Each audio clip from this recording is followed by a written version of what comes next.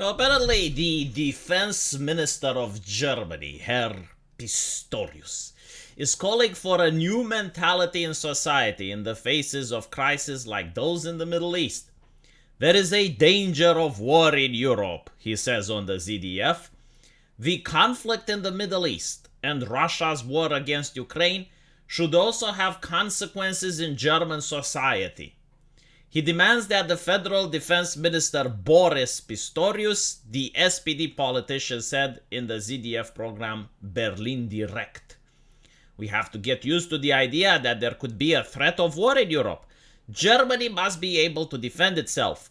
This applies both to the military, the Bundeswehr, and society. We have to become fit for war.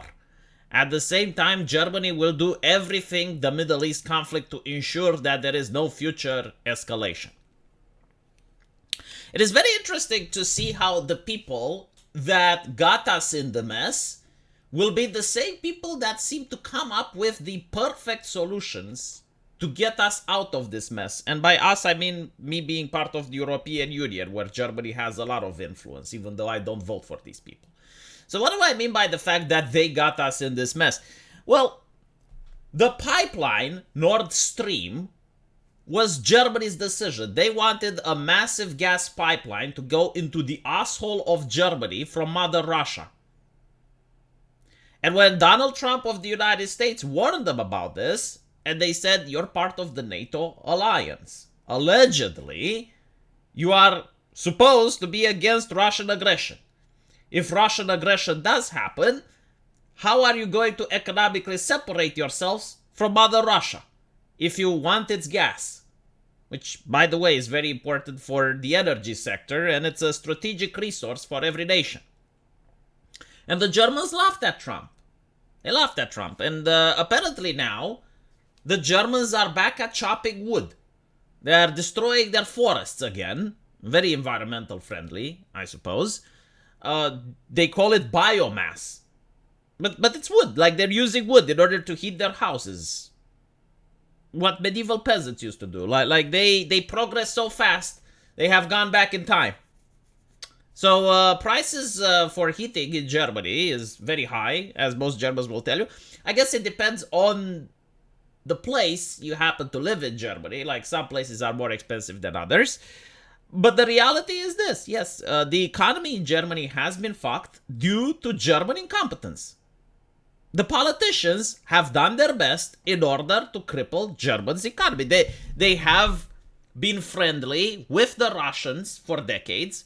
And now that the Russians are invading Ukraine, it's the same politicians that are, well, hold on a little bit. Okay, like, we're going to have a solution for this. They are the one that pushed environmentalism. The German public has voted for the Green Party, not just for green policy, sorry, not just in Germany, but they also voted for the Grüne in the European Union, so that their policy can fuck me as well. And their policy was we need to shut down the German nuclear reactors. So they're making the energy crisis even worse. It's not a foreign influence. It's not a foreign country that is forcing Germany to become poor. It's German policy that is constantly working to sabotage itself. And to, instead of increasing the living standards of its people, it's how can we decrease it even more? How can we make it sure so that the people that live in Germany have to pay more for energy, have to pay more for their groceries, have to pay more for everything? This is what the German politician is constantly thinking about. And it's also thinking about, like, how can we lock our opposition? How can we persecute our political opponents? That is on the agenda. And yet these same people are now, there are dangers of war in Europe. Because of what? Because of Israel. Okay, so what's happening with the current conflict? I'll tell you, it's very simple. You have a thing that's happening across the world. Like normally, it shouldn't even affect Germany.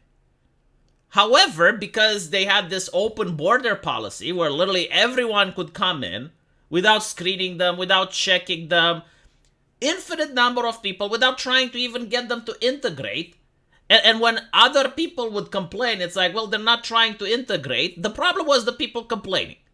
Like, they had a massive censorship and suppression apparatus towards its people and people from abroad. Like if I say something Islamophobic on Twitter, I get flagged by the German censors. Like, I usually get notifications on my mail saying, yeah, like, we have been notified that what you said could be against German law. However, we found out that you are not in violation.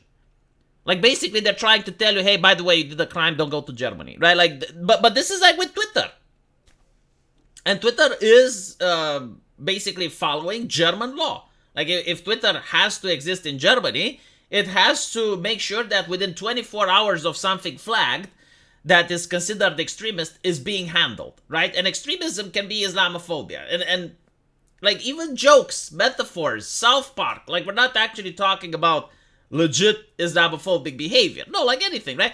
So with this mentality, they have fostered and they have managed to create a problem where the immigrants, the sons of immigrants, as well as leftist activists who were educated in German academia, are now going onto the streets and they are protesting in favor of Palestine.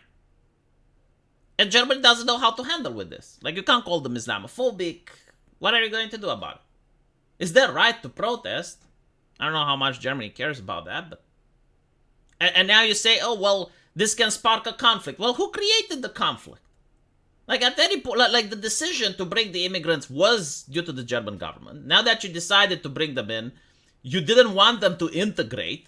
Every time people complained or warned you that this can happen, you suppressed those complaints.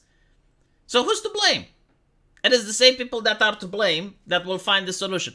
Another problem that Germany has, and this is even worse, they have completely crushed patriotism in their country, and they have tried to import this crushing abroad. And now they're like, okay, well, Europe can be going to war in the future. But in order to have soldiers, you need patriotism. You need them to love their country. You need them to have a certain respect for the flag and the national symbols and to believe in a culture. But for the last decades, you kept saying that Europeans have no culture. So why exactly would people fight for? What is the... Now, sure, you can put people under a gun and force them to fight. But how will their morale be? Like, if you're a person that's forced to do something, doesn't do it as effectively as a person that genuinely believes in it. So yeah, you do have a major problem. But I don't think that the solution is for the Germany to militarize itself. Like, the whole reason for the European project was to get Germany to demilitarize. They lost 2 world wars. How many do they need, though? Right? Like, this is why people in Europe do not trust Germany with military might. They already started 2 world wars. Like, do we want to go for a third? I generally do not trust Germany, unironically.